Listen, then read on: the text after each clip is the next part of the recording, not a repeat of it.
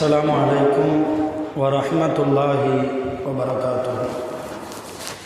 الحمد لله رب العالمين، والصلاة والسلام على سيدنا محمد وعلى آله وصحابه أجمعين، أما بعد.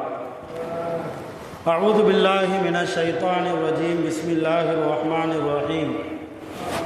يا أيها الذين آمنوا لا تحرموا طيبات ما أحل الله لكم. وقال نبينا محمد رسول الله صلى الله عليه وسلم: لو أن فاطمة بنت محمد سرقت لقطعت يدها. صدق الله مولانا العظيم وصدق رسوله النبي الكريم، ونحن على ذلك من الشاهدين والشاكرين والحمد لله رب العالمين. எல்லா புகழும் அல்லாஹ் ஒருவனுக்கு உரித்தாகுக. அல்லாஹுவின் சாந்தியும் சமாதானமும் இருலக சர்தார் கண்மணி முஹம்மது ரசூலுல்லாஹி ஸல்லல்லாஹு அலைஹி வஸல்லம் அவர்கள் மீதும், ரசூலுல்லாஹ்வின் குடும்பத்தார்கள், சஹாபா பெருமக்கள், தாபிஈன்கள், தபா தாபிஈன்கள், நாதாக்கள், சுஹதாக்கள், சாலிஹீன்கள், நம் அனைவர்கள் மீதும் அல்லாஹுவின் சாந்தியும் சமாதானமும் என்றென்றும் நின்று நலவட்டுமாக. ஆமீன். கண்ணியத்திற்கும் மரியாதைக்கும் உரிய ஜமாத்தார்களே, பெரியோர்களே, அல்லாஹ்வின் அடியார்களே, அல்லாஹ்வின் கிருபையால் அவனுடைய கட்டளைகளை, அல்லாஹ்வுடைய கட்டளையான ஜும்ஆவை நிறைவேற்றுவதற்காக நாமெல்லாம் அமர்ந்திருக்கிறோம். இந்த நேரத்தில் ஒவ்வொரு ஜும்ஆவிலும் அல்லது நமது பள்ளியில் நடைபெறக்கூடிய ஒவ்வொரு நாளும் சுபுஹ் தொழுகைக்கு பின்னால் அந்த பயானிலும் குர்ஆனை நாம் பேசுகிறோம், ஹதீஸுகளை நாம் சொல்கிறோம், வரலாறுகளை நாம் தெரிந்து கொள்கிறோம். இந்த நேரத்தில்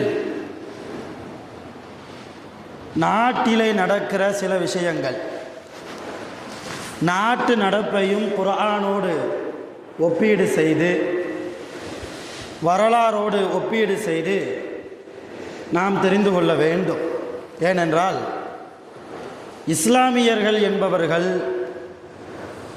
வெறுமன குர்ஆன் ஹதீஸோடு மாத்திரம் நின்றுவிடக்கூடாது. நாம் வாழ்கிற பகுதி, நாம் வாழ்கிற மாநிலம், நாம் வாழ்கிற நாடு, இந்த நாட்டில் குர்ஆனுக்கும் ஹதீஸிற்கும் தோதுவாக காரியங்கள் நடைபெறுகிறதா, அல்லது குர்ஆனுக்கும் ஹதீஸிற்கும் தாண்டி நம்முடைய ஷரியத்தில் கை வைக்கிற அளவுக்கு ஏதாவது செயல்பாடுகள் நாட்டிலே இருக்கிறதா?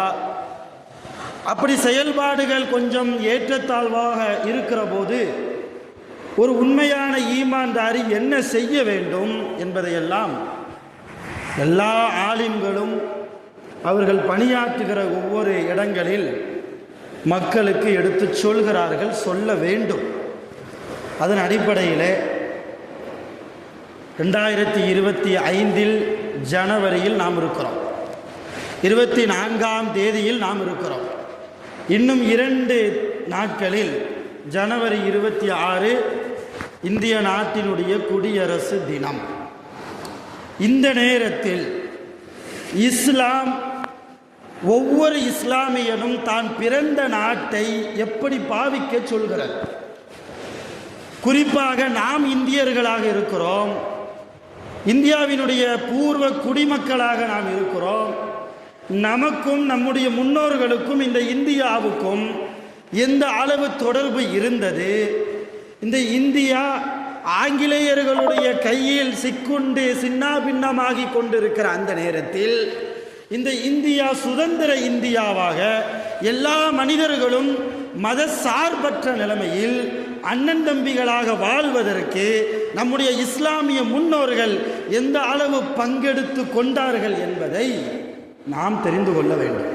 இன்றைக்கு நம்முடைய வரலாறு வெறுமன முஹம்மது நபியினுடைய வரலாறு மட்டும் நம்முடைய வரலாறு அல்ல, சஹாபாக்களுடைய வரலாறு மட்டும் நம்முடைய வரலாறு அல்ல, இந்த இந்தியாவில் வாழ்ந்த முன்னோர்களுடைய வரலாறும் நம்முடைய வரலாறாகத்தான் இருக்கிறது. அந்த அடிப்படையில் இந்த ஜும்மாவில் சில குர்ஆன் ஹதீஸுகளை நாம் பேசிவிட்டு, இந்த இந்தியாவுக்காக, இந்தியா சுதந்திரம் அடைவதற்காக நம்முடைய முன்னோர்கள், அதிலும் குறிப்பாக ஆலிம்கள் எந்த அளவு பங்கெடுத்து கொண்டார்கள் என்பதை நாம் தெரிய இருக்கிறோம். அருமையான ஜமாத்தார்களே, பெரியோர்களே, பொதுவாகவே பிறந்த நாட்டை நேசிப்பது ரசூலுல்லாவுடைய சுன்னத்தாக இருக்கிறது. அது வெறுமன சடங்கு சம்பிரதாயம் அல்ல. எப்படி மிஸ்வாக்கு செய்வது ரசூலுடைய சுன்னத்தோ, தொப்பி போடுவது எப்படி ரசூலுல்லாவுடைய சுன்னத்தோ, எப்படி தக்வாவோடு இறை அச்சத்தோடு தொழுவது அல்லாஹ்வுடைய ரசூல் நமக்கு காட்டி தந்த வழிமுறையாக இருக்கிறதோ, அதே போன்று தான் பிறந்த நாட்டை, பூமியை நேசிப்பதும் ரசூலுல்லாவுடைய சுன்னத்தாக இருக்கிறது. எல்லா முஸ்லிம்களும், இந்தியாவில் வாழக்கூடிய அல்லது உலகத்தில் வாழக்கூடிய எல்லா முஸ்லிம்களும் தங்கள் பகுதிகளை நேசிக்க வேண்டும் என்பதை நம்முடைய மார்க்கம் தெள்ளத் தெளிவாக சொல்லி காட்டுகிறது. ரசூலுல்லாஹி ஸல்லல்லாஹு அலைஹி வஸல்லம் அவர்களை கதீஜா ரலியல்லாஹு தஆலா அன்ஹா ஹிரா குகையில் ரசூலுல்லாஹ் கண்ட காட்சியை அவர்களுக்கு ஒரு விதமான பயத்தை ஏற்படுத்திய போது, கதீஜா ரலியல்லாஹ் வரக்கத்து இப்னு நௌஃபல் என்கிற ஒரு அறிஞரிடம், எல்லா வேதங்களையும் அவர் கரைத்து குடித்தவர், அவரிடத்திலே போய், என் கணவர் இது போன்று மலையிலே ஒரு வானவரை பார்த்தாராம், என்னுடைய கணவருக்கு அல்லாஹ்வுடைய இறை செய்தி என்று சில ஆயத்துகளை, சில வசனங்களை அந்த வானவர் ஓதி காண்பிக்கிறார், அதை பார்த்ததும் என்னுடைய கணவர் உடம்பு சரியில்லாமல் இருக்கிறார், இதை குறித்து நீங்கள் என்ன நினைக்கிறீர்கள் என்று ரசூலுல்லாவை கூட வைத்து கொண்டே கதீஜா அம்மா வரக்கத்து இப்னு நௌஃபல் இடத்தில் கேட்டபோது, வரக்கத்து இப்னு நௌஃபல் என்ன சொன்னார் தெரியுமா? யா முஹம்மத், ஓ முஹம்மதே ஸல்லல்லாஹு அலைஹி வஸல்லம், அந்த நபியுன், நீங்கள் உண்மையிலேயே அல்லாஹ்வுடைய நபிதான், அதில் உங்களுக்கு அளவும் கூட சந்தேகம் வேண்டாம், நீங்கள் அல்லாஹ்வுடைய நபிதான் என்றெல்லாம் நிறைய விஷயங்களை பேசுகிறார். அவர் பேசக்கூடிய அந்த விஷயத்தில் மிக முக்கியமானது என்ன தெரியுமா? ரசூலுல்லாவை பார்த்து அவர் சொல்கிறார், யா லைத்தனி அகூனு ஹய்யன் இது யுஹ்ரிஜுக கௌமுக். நபியே முஹம்மது அவர்களே, உங்களுடைய சமுதாய மக்கள் நீங்கள் பிறந்த இந்த மக்கா மாநகரத்தை விட்டும் உங்களை வெளியேற்றுகிற அந்த நேரத்தில் நான் உயிரோடு இருக்க வேண்டுமே. ஏன் தெரியுமா? நான் உங்களுக்கு உதவி செய்வதற்காக, உங்களுக்கு நான் உதவி செய்வதற்காக. இந்த மக்கள் உங்களை விரட்டி அடிக்கிற போது, இந்த மக்காவை விட்டும் விரட்டி துரத்துகிற போது நான் உயிரோடு இருக்க வேண்டுமே என்று சொன்னபோது ரசூலுல்லாஹ் கேட்டாங்க, இந்த மக்களா என்னை விரட்டுவார்கள்? என்னை அமீன் என்று சொல்கிறார்களே, என்னை நம்பிக்கையாளர் என்று சொல்கிறார்களே, என்னை நேர்மையாளர் என்று எனக்கு பட்டப்பெயர் வைத்திருக்கிறார்களே, இந்த மக்களா என்னை விரட்டுவார்கள்? ஆமாம், உங்களைத்தான் விரட்டுவார்கள். ரசூலுல்லாஹ் அதை நினைத்து அதிகமாக வேதனை அடைந்தார்கள், கவலைப்பட்டார்கள். இந்த ஹதீஸ் புகாரியில் வருது. இமாம் புகாரி ரஹ்மத்துல்லாஹ் இந்த ஹதீஸை பதிவு செஞ்சுட்டு தன்னுடைய ஓரக்குறிப்பில் எழுதுகிறார்கள், ஏன் ரசூலுல்லாஹ் இந்த மக்களா என்னை விரட்டுவார்கள் இந்த ஊரை விட்டு என்று அவர்கள் கவலையோடு கேட்டதற்கு காரணம் என்ன தெரியுமா? தான் அந்த பூமியை நேசித்ததால் அப்படி கேட்டார்கள். மக்காவை, தான் பிறந்த பூமி மக்கா, அல்லாஹ்வுடைய முதல் ஆலயம் காபத்துல்லா இருக்கிற பூமி மக்கா, தன்னுடைய பாட்டனார் இப்ராஹிம் அலைஹிஸ்ஸலாம், இஸ்மாயில் அலைஹிஸ்ஸலாம் வாழ்ந்த பூமி மக்கா.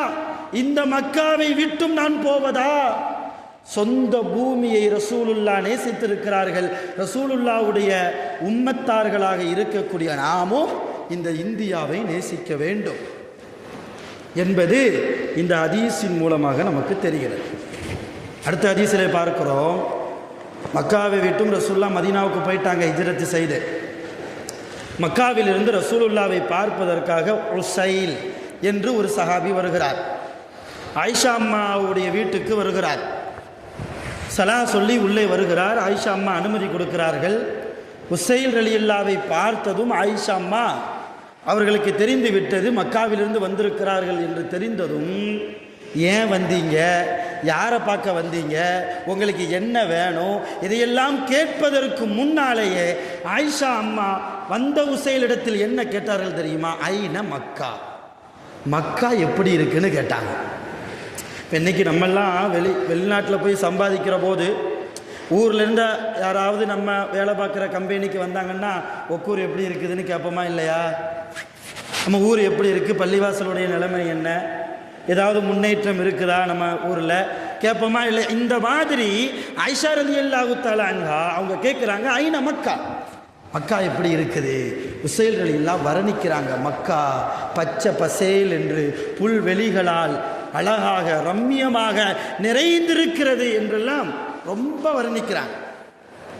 எல்லாத்தையும் கேட்டுட்டு ஆயிஷா அம்மா சொல்கிறாங்க, அக்கீம், கொஞ்சம் நேரம் இருங்க, ஹத்தா அத்தீக்கன் நபியு ஸல்லல்லாஹு அலைஹி வஸல்லம், ரசூல்லா வெளியே போயிருக்கிறாங்க, அவங்க வீட்டுக்குள்ளே வர்ற வரைக்கும் நீங்கள் இங்கேயே இருங்க, வந்ததுக்கப்புறம் ரசூல்லாவை பார்த்துட்டு போங்க. உள்ளே இருக்கிறாங்க. கொஞ்சம் நேரத்துக்கு பின்னால் ரசூலுல்லாவும் வீட்டுக்கு வர்றாங்க. வந்தோடனே உசைலை பார்த்து ஆற கட்டி தழுவி விட்டியா உசைல், ஐன மக்கா, மக்கா எப்படி இருக்கிறது? ரசூலுல்லாவும் கேட்ட வார்த்தை, நான் பிறந்த பூமி, நான் வளர்ந்த இடம், என்னுடைய மக்கா எப்படி இருக்கிறது உசைல்? எப்படி வந்த, பிரயாணம்லாம் நல்லா இருந்துச்சா, ரொம்ப கஷ்டப்பட்டு வந்தியா? ஏன்னா அப்போ கார் வசதி, ஃப்ளைட் வசதி எதுவுமே கிடையாது. எந்த விதமான வாகனம்னா ஒட்டகம், குதிரை தான், அல்லது கோவேரி கழுதை. இந்த மூணுமே இல்லாதவங்க நடைபயணம் தான், வேறு எந்த வான் ஊர்தியுமே இங்கே கிடையாது. அப்போ எப்படி உன்னுடைய பயணம் இருந்தது? இதையெல்லாம் விசாரிப்பதற்கு முன்னால் ரசூலுல்லாஹ் உசைல் ரலியல்லாஹை பார்த்தவுடன் கேட்ட முதல் வாசகம் ஐன மக்கா, மக்கா எப்படி இருக்கிறது, மக்கா எப்படி இருக்கிறது? இப்போ ஆயிஷா அம்மாவிடத்தில் வர்ணித்தது போன்று உசைல் ரலியல்லாஹ் கேட்ட ரசூலுல்லாவுக்கும் வர்ணிக்கிறார்கள். மக்கா பச்சை பசியில் என்று அவ்வளோ ரம்மியமாக இருக்கிறது, காபத்துல்லா கம்பீரமாக இருக்கிறது, ஜம்சம் தண்ணீர் ஊற்று வந்து கொண்டே இருக்கிறது, நிறைய பேர் ஹஜ்ஜுக்கு வருகிறார்கள், உம்ராவுக்கு வருகிறார்கள், நிறைய சொல்லிக்கொண்டே போனதும் ரசூலுல்லா கேட்டு கேட்டு கேட்டு ஒரு கட்டத்தில் ஹஸ்புக்கயா உசைல், போதும் உசைலை நிப்பாட்டுங்கள் என்றார்கள். போதும் உசைலை நிப்பாட்டுங்கள், என் மக்காவினுடைய அழகை நீங்கள் வர்ணிக்கிற போது எனக்கு அழுகையாக வருகிறது என்று சொல்லி ரசூலுல்லாஹ் அழுதே விட்டார்கள் என்று நாம் புகாரியிலே ஹதீஸை பார்க்கிறோம். அப்போ ரசூலுல்லாஹி ஸல்லல்லாஹு அலைஹி வஸல்லம் அவர்களும் அவர்களுடைய குடும்பத்தார்களும் எந்த அளவு தான் பிறந்த பூமியை நேசித்திருக்கிறார்கள். இப்போ ரசூலுல்லாஹ் நேசித்ததால் நாமும் இந்தியாவை நேசிக்கிறோம், நாம் பிறந்த நாட்டை நாமும் நேசிக்கிறோம். வெறுமனே நேசிக்கிறோம் என்பதோடு மாத்திரமல்ல, நாம் நம்முடைய நாட்டை நேசிப்பதால் ரசூலுல்லாவுடைய சுன்னத்தை ஹயாத்தாக்குகிறோம். ரசூலுல்லாவுடைய சுன்னத்தை ஹயாத்தாக்கினால் நமக்கு நன்மையா இல்லையா? அப்போ பிறந்த நாட்டை நேசிப்பது அது ஒரு நன்மை. அல்லாஹ்வின் புறத்திலிருந்து நமக்கு நன்மையை பெற்றுத்தரக்கூடிய காரியம் நாம் பிறந்த நாட்டை நேசிப்பது. அதே போன்று மதீனாவில், மக்காவிலிருந்து மதீனாவுக்கு ஹிஜ்ரத் செய்து போன சஹாபாக்களுக்கு, சில சஹாபாக்களுக்கு மதீனாவினுடைய அந்த சீதோசன நிலை ஒத்துப்போகலை. காய்ச்சல் வந்தது, இருமல் வந்தது, சளி பிடித்தது. அப்படி ஒரு சஹாபிக்கு உடம்பு சரியில்லாமல் போச்சு. மதீனாவினுடைய கிளைமேட். எந்த சஹாபி? பிரபலியமான சஹாபி பிலால் ரலியல்லாஹு அன்ஹு. அவங்க காய்ச்சல் சரியானதுக்கு அப்புறம் அவங்க சொன்னாங்க, பிலால் ரலியல்லாஹ், இந்த ஹதீஸு புகாரி, நஸாயி போன்ற கிதாபுகளில் பதிவு செய்யப்பட்டிருக்கு. நான் அரபி வாசகத்தை தவிர்த்துட்டு சொல்ல வேண்டிய விஷயங்கள் நிறைய இருப்பதால் பிலால் ரலியல்லாஹ் சொல்கிறாங்க, ஒரு நாளாவது மக்காவினுடைய பள்ளத்தாக்கில் நான் ஒரு இரவாவது கழிக்க வேண்டுமே, மக்காவை விட்டு வந்து விட்டேனே, அல்லாஹ் சொன்னான் என்பதற்காக, என்னுடைய ரசூல் சொல்லிவிட்டார்கள் என்பதற்காக எல்லாவற்றையும் விட்டுவிட்டு மக்காவை விட்டு மதீனாவுக்கு நான் வந்து விட்டேன். அப்படி வந்ததால் எனக்கு எந்த ஒரு பிரச்சனையும் இல்லை. இருந்தாலும் நான் பிறந்த இடம் மக்கா, அதை நான் நேசிக்கிறேன். இந்த மதீனாவினுடைய சீதோசன நிலை எனக்கு ஒத்துப்போகவில்லை. மக்காவினுடைய பள்ளத்தாக்குகளில் ஏதாவது ஒரு பள்ளத்தாக்கில் ஒரு நாள் இரவாவது நான் நிம்மதியாக தூங்க வேண்டுமே என்று பிலால் ரலியல்லாஹு தான் பிறந்த பூமியை நேசித்திருக்கிறார்கள் என்றால், அப்ப சஹாபாக்களுடைய சுன்னத்தும் கூட எதை பிறந்த பூமியை நேசிப்பது சஹாபாக்களுடைய சுன்னத்தும் கூட என்பது இது போன்ற வரலாறின் மூலமாக நமக்கு தெரிகிறது. அருமையான பெருமக்களே, உண்மையான தேசப்பற்று என்றால் என்ன நம்ம விளங்கணும். உண்மையான தேசப்பற்று என்றால் இந்த தேசத்திற்காக, நாம் பிறந்த நாட்டுக்காக நம்முடைய உடைமையை இழக்க வேண்டும், நம்முடைய செல்வத்தை இழக்க வேண்டும், நம்முடைய உயிரை கூட இழக்க வேண்டும். அப்படி தான் பிறந்த நாட்டிற்காக யார் தன்னுடைய உயிரை, தன்னுடைய செல்வத்தை, தன்னுடைய உடைமைகளை இழக்குகிறார்களோ அவர்கள்தான் உண்மையிலேயே தேச பக்தியாளர்கள். இன்றைக்கு தேச பக்தியாளர்கள் என்று சொல்லக்கூடியவர்களிடத்தில் இந்த காரியத்தை எல்லாம் பார்க்க முடியுமா? மேலோட்டமாக சொல்கிறேன், எல்லோரும் புரிந்து கொள்வீர்கள். சொல்ல முடியுமா என்றால் முடியாது. ஆனால் இந்த இந்தியா சுதந்திரம் அடைவதற்காக ஆங்கிலேயரிடம் இருந்து இந்த இந்தியாவை மீட்டெடுத்து செழிப்பான இந்தியாவாக, இந்த இந்தியாவில் வாழக்கூடிய எல்லா மக்களும் மிக சுதந்திரமாக வாழ வேண்டும் என்பதற்காக நம்முடைய முன்னோர்கள் பங்கெடுத்த பங்களிப்பு அலாதியானது. சும்மா வெறுமன வார்த்தைகளால் மட்டும் அதை ஜோடித்து சொல்லிவிட முடியாத நம்மளால். திப்பு சுல்தான் நம்முடைய வரலாறில் மறைக்க முடியாத ஒரு மாவீரர் திப்பு சுல்தான் இல்லையா? இன்றைக்கு இந்த வரலாறுகள் எல்லாம் நமக்கு தெரியாமல் போனதால் தான், நம்முடைய பிள்ளைகளுக்கு நாம் சொல்லிக் கொடுக்காமல் விட்டதால் தான் இந்தியாவிற்கும் இஸ்லாத்திற்கும் இஸ்லாமியர்களுக்கும் எந்த சம்பந்தமும் இல்லை, பாகிஸ்தானில் இருந்து வந்தவன் என்றெல்லாம் சேற்றை வாரி வீசக்கூடிய அளவுக்கு சில விஷம கருத்துக்களுக்கு நாம் தள்ளப்பட்டிருக்கிறோம் என்றால் வரலாறு நமக்கு தெரியலை, நம்முடைய பிள்ளைகளுக்கு நாம் சொல்லிக் கொடுப்பதில்லை. திப்பு சுல்தான் 5 முறை இந்த ஆங்கிலேயனை இந்தியாவை விட்டும் விரட்டி அடித்த, ஓட ஓட விரட்டி அடித்த மிகப்பெரிய மாவீரர் திப்பு சுல்தான். யார்? அவர் ஒரு முஸ்லீம் இல்லையா? அவர் ஒரு முஸ்லீம். 1790ஆம் ஆண்டு இந்த பிரிட்டிஷ் இராணுவத்தை மிக நேர்த்தியான அளவுக்கு மிக பயங்கரமான யுக்திகளை எல்லாம் கையாண்டு அந்த பிரிட்டிஷ் இராணுவத்தை தோற்கடித்த மிகப்பெரிய மாவீரர் திப்பு சுல்தான். இன்னைக்கு நாம் வாழ்கிற இந்த காலகட்டத்தில் பக்கீர் ஷாக்கள் கேள்விப்பட்டிருப்போம், பார்த்தே இருப்போம் இல்லையா? கையில் தஃப் வைத்திருப்பார்கள், கொட்டு வச்சிருப்பாங்க, வீடு வீடாக வருவாங்க, அல்லாவை பற்றி புகழ்ந்து பாடுவாங்க, அல்லது ரசூலை பற்றி, வலிமார்களை பற்றி, அவர்களுடைய சிறப்புகளை பற்றி என்ன செய்வாங்க? புகழ்ந்து பாடுவாங்க. இவங்களுக்கு பெயர் பக்கீர் ஷாக்கள் என்று நாம் வைத்திருக்கிறோம் இல்லையா? இந்த பக்கீர் ஷாக்களுடைய முன்னோர்கள் இந்த இந்தியாவினுடைய சுதந்திரத்திற்காக பாடுபட்டு இருக்கிறார்கள். இந்த வரலாறு நம்மில் எத்தனை பேருக்கு தெரியும்? வழிப்போக்கர்களுடைய கோலத்தில் இருக்கக்கூடிய இந்த பக்கீர் ஷாக்கள் பார்ப்பதற்கு மிக பிரம்மாண்டமாக வெள்ளையும் சொல்லையுமா ரொம்ப நீட்டாக இப்படிலாம் கிடையாது.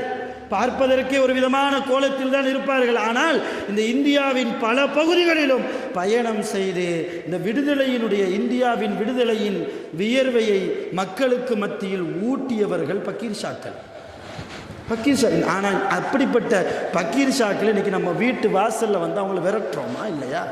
அவர்களை பார்த்த ஒரு விதமான பார்வை. அந்த பக்கீர் ஷாக்களிலும் மிக முதன்மையானவர் யார் தெரியுமா? அவர் ஒரு ஆலிம், மௌலவி அஹ்மதுல்லா ஷா என்ற ஒரு ஆலிம்.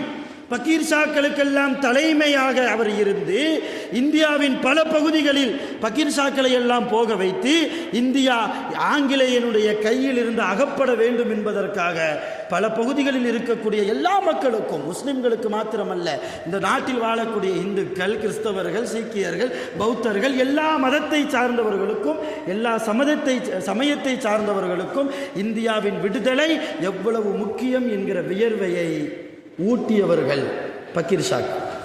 அதே போன்று இஸ்லாமிய பெண்கள் கூட இந்த இந்தியாவின் விடுதலைக்காக இந்த இந்தியா குடியரசு இந்தியாவாக மாற வேண்டும் என்பதற்காக, சுதந்திரமான இந்தியாவாக இந்த இந்தியா மாற வேண்டும் என்பதற்காக இஸ்லாமிய பெண்கள் கூட தியாகம் செய்தார்கள், துணிச்சலாக இருந்தார்கள். அப்படி ஒரு பெண் தான் அபாடி பேகம்.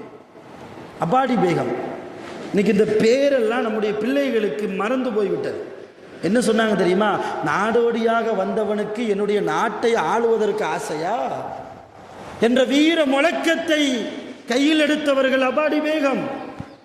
இவர்களுக்கு ஒரு மகன் உண்டு, முகமது அலி என்று அவருடைய பெயர். பிரிட்டிஷ் இராணுவத்தால் அவர் கைது செய்யப்பட்டு ஜெயிலிலே தள்ளப்படுகிறார். அபாடி பேகத்திற்கு செய்தி கிடைக்கிறது, கைதியாக உள்ளே இருக்கக்கூடிய முகமது அலி என்ற உங்களுடைய மகன் பொது மன்னிப்பு பிரிட்டிஷ்காரனிடத்திலே ஆங்கிலேயனிடத்திலே கேட்டு விடுதலை பெற்று வெளியே வருவதாக ஒரு செய்தி அபாடி பேகத்திற்கு காதிலே விழுகிறது. இப்போ ஒரு தாய்க்கு சந்தோஷமாக தானே இருக்கும், ஜெயிலில் இருக்கக்கூடிய நம்முடைய மகன் மன்னிப்பு கேட்டு வெளியே வரட்டுமே. ஆனால் துணிச்சல் மிக்க வீர மங்கையாக திகழ்ந்த இந்த இந்தியாவின் மீது அவ்வளவு பற்று வைத்த அபாடி பேகம் சொன்ன வார்த்தை என்ன தெரியுமா? நீங்கள் சொல்வது உண்மையாக இருந்தால், நான் கேள்விப்பட்டது உண்மையாக இருந்தால், அப்படி மன்னிப்பு கேட்டு என்னுடைய மகன் வெளியே வருவானையானால் வாளை எடுத்து அவனுடைய தலையை கொய்து விடுவேன். அடுத்தவனுடைய காலை பிடித்தா என் மகன் சுதந்திரம் பெற்று வெளியே வர வேண்டும்.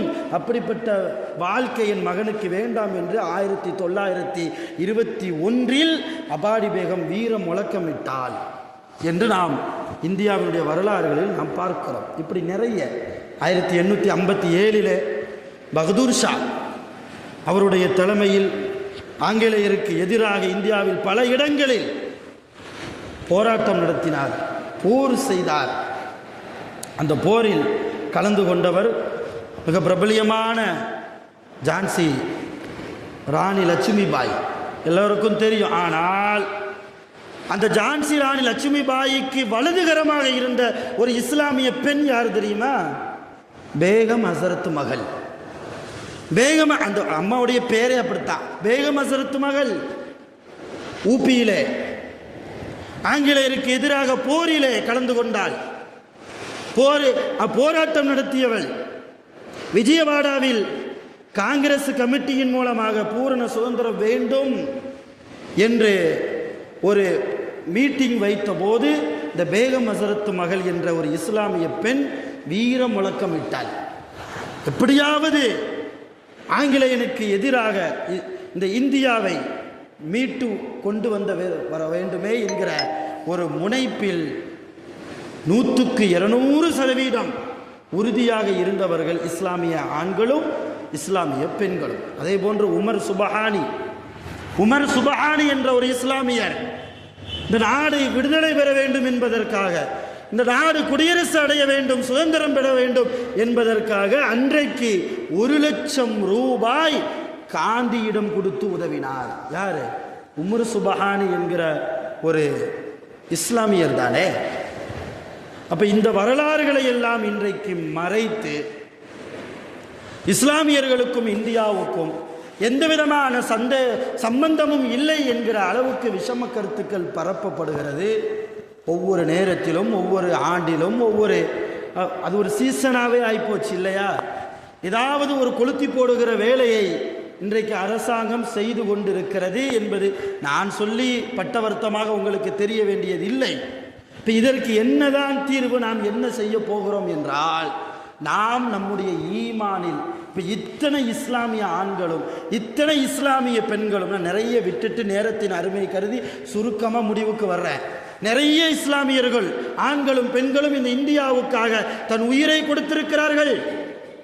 இந்தியா கேட்லேயே இந்த இந்தியாவினுடைய சுதந்திரத்திற்காக பாடுபட்டவர்களுடைய தியாகிகளுடைய பெயர்கள் எல்லாம் பொறிக்கப்பட்டிருக்கிறது இல்லையா? அதில் 6000க்கும் மேல் இஸ்லாமியர்கள். அந்த பேரை வாசித்து பார்த்தா தெரியும். அதில் 6000க்கும் மேற்பட்டவர்கள் அந்த சுதந்திர போரில் கலந்து கொண்டவர்கள், இந்தியாவுக்காக உயிரை தியாகம் செய்தவர்கள் இஸ்லாமியர்கள், ஆண்களும் பெண்களும். இப்போ அவர்களெல்லாம் அவர்கள் உயிரை விட்டாலும் கூட அவர்களுடைய நினைவுகள் இன்றைக்கும் ஒவ்வொரு வருடமும் இல்லையா 2 முறை பேசப்படுகிறது என்றால் காரணம், அவர்கள் ஜெயித்திருக்கிறார்கள். மறைந்தும் அவருடைய புகழை அல்லாஹ் பரப்பி கொண்டிருக்கிறார். அரசியல்வாதிகள் மூலமாக, ஆலிம்களின் மூலமாக, அரசியல் தெரிந்த இந்தியாவினுடைய வரலாறுகள் எல்லாம் தெரிந்தவர்களின் மூலமாக இஸ்லாமியர்கள் செய்த தியாகங்கள் இங்கே இந்த உலகத்தில், அதுவும் குறிப்பாக இந்திய நாட்டில் பேசப்படுகிறது என்றால் அவர்கள் ஜெயித்திருக்கிறார்கள் என்றுதானே அர்த்தம். எப்படி ஜெயித்தார்கள்? எப்படி அவர்களுக்கு வெற்றி கிடைத்தது? காரணம், ஒரே ஒரு காரணம், அவர்கள் ஈமானில் பலமானவர்களாக இருந்தார்கள். அவர்கள் கேட்டது எல்லாம் அல்லாஹ் கொடுத்தான். யா அல்லாஹ், எங்கள் இந்தியாவை சுதந்திரமான இந்தியாவாக நீ மாற்றிவிடு ரப்பே என்று அவர்கள் கேட்ட துஆவின் பலனாக இன்றைக்கு நாம் சுதந்திரமாக என்ன செய்து கொண்டிருக்கிறோம், வாழ்ந்து கொண்டிருக்கிறோம் இந்தியாவிலே. இப்போ அந்த ஈமான் நம்மிடத்தில் வராத வரைக்கும், அந்த களப்பற்ற ஈமான், மாசு இல்லாத ஈமான், தூய்மையான இஸ்லாத்தின்படி ஹலால் ஹராமை பேணி நாம் நம்முடைய வாழ்க்கையை அமைக்காத வரைக்கும் அநியாயக்காரர்களால் தான் நாம் ஆட்சி செய்யப்படுவோம். இது மறைக்க முடியாத உண்மை, அது நிதர்சனம், அதுதான். நாம் நம்முடைய ஈமானை பொறுத்து தான் அல்லாஹ் நமக்கு வரக்கூடிய தலைமைகளை அல்லாஹ் நிர்ணயிப்பான். நாம் நம்முடைய ஈமானில், நம்முடைய ஷரீஅத்தில் மிகச்சரியாக இருக்கணும். சாதாரணமாக சொந்த குடும்பத்திலேயே ஏதாவது ஒரு பிரச்சனை என்று வருகிற போது யாரின் மீது நம்முடைய அன்பு அதிகமாக இருக்குதோ அவருக்கு ஃபேவராக தானே நம்ம தீர்ப்பே சொல்கிறோம். அல்லது யாரின் மூலமாக நமக்கு லாபம் கிடைக்குமோ அவருக்கு தோதுவாகத்தானே நாம் தீர்ப்பே சொல்கிறோம். இன்னைக்கு இப்போ எப்படி நம்முடைய குடும்பத்திலேயே நாம் நீதத்தை பேணவில்லை என்றால் நாட்டிலே நம்மை ஆட்சி செய்யவர்கள் அவரிடத்தில் இருந்து எப்படி நாம் நீதத்தை எதிர்பார்க்க முடியும்? ரசூலுல்லாஹ் அவங்க காலத்தில் மஹ்சூமியா என்ற உயர்குலத்து பெண்மணி திருடி விட்டாள். மஹ்சூமியா என்ற உயர்குலத்தில் வாழக்கூடிய ஒரு உயர்ந்த ஒரு குடும்பத்தை சார்ந்த ஒரு பொம்பளை திருடிட்டான். இப்போ ரசூலுல்லாஹ் சட்டம் சொல்லிட்டாங்க, அந்த அம்மாவுக்கு கையை வெட்டுங்கன்ட்டாங்க. திருடுனா கையை வெட்டணும், இஸ்லாத்தினுடைய தண்டனை அது, குர்ஆன் சொல்லக்கூடிய தண்டனை, கையை வெட்டுங்கன்ட்டாங்க. அப்போ அந்த குடும்பத்தை சேர்ந்தவங்கெல்லாம் ரசூலுல்லாவுடைய வளர்ப்பு மகனுடைய மகன் உஸாமா, ரசூலுல்லாவுடைய வளர்ப்பு மகன் ஸைது ரலியல்லாஹு அன்ஹு, அவர்களுடைய மகன் தான் உஸாமா. இப்போ ரசூலுல்லாவுக்கு பேரப்பிள்ளை, வளர்ப்பு ரீதியான பேரப்பிள்ளை. அந்த உஸாமா ரலியல்லாஹ்ட்ட போய் அந்த குடும்பத்தார்கள்லாம், நாங்கள் ரொம்ப கண்ணியமாக கௌரவமாக வாழ்கிறோம், ஏதோ தப்பு செஞ்சிட்டா ரசூலுல்லாஹ் கையை வெட்டணும்னு சொல்லிட்டாங்க, ஆனால் கையை வெட்டிட்டா எல்லாருக்கும் தெரிஞ்சிடும், எங்கள் குடும்பத்துக்கு இருக்கிற அந்த கௌரவம் போயிடும், அந்த கண்ணியம் போயிடும். இப்போ ரசூலுல்லாவுடைய வளர்ப்பு பிள்ளையுடைய பிள்ளை தானே நீங்கள், எங்களுக்காக போய் சிபாரிசு செய்யுங்களேன் அப்படின்னு போய் கேட்டாங்க. உஸாமா ரலியல்லாஹு நேராக போய் ரசூலுல்லாஹ்ட்ட, யா ரசூலல்லாஹ், கொஞ்சம் அந்த அம்மாவுக்கு மட்டும் நீங்கள் மன்னிப்பு வழங்கலாமே. ரசூலுல்லாவுடைய கண்ணங்களெல்லாம் சிவந்தது, கண்களெல்லாம் சிவந்தது. உங்களுக்கு முன்னால் வாழ்ந்த சமூக மக்கள் அழிந்து போனதை போன்று நீங்களும் அழிய வேண்டுமா என்று கேட்டார்கள் ரசூலுல்லாஹி ஸல்லல்லாஹு அலைஹி வஸல்லம். நியாயம் நீதி என்று வருகிற போது அவன் தாழ்ந்தவன் இவன் உயர்ந்தவன் என்கிற பாகுபாடு இஸ்லாத்தில் இல்லை. சொல்லிட்டு ரசூலுல்லாஹ் சொன்னாங்க, லவ் அன்ன ஃபாத்திமா பின்த முஹம்மதின் சரகத், என்னுடைய மகள், இந்த முஹம்மதுடைய மகள் ஃபாத்திமா திருடி இருந்தாலும் கூட லகத்தஅது யதஹா, அவளுடைய கையையும் நான் வெட்டுவேன் என்றார்கள் நபிகள் நாயகம் ஸல்லல்லாஹு அலைஹி வஸல்லம். இப்போ இந்த அமைப்பு, இவ்வளவு நேர்த்தியான இஸ்லாமிய மார்க்கத்தில் வாழக்கூடிய நாம் இந்த இஸ்லாமிய மார்க்கத்தை எவ்வளவு அணுவாக நூல் பிடித்தது போன்று நாம் பின்பற்ற வேண்டும். எப்படி பின்பற்றி கொண்டிருக்கிறோம்? நாம் சரியாக இல்லாவிட்டால் நமக்கு தலைமையும் சரியாக அமைய மாட்டார்கள். இந்த குடியரசு தினம் இன்னும் 2 நாட்கள் வர இருக்கிறது.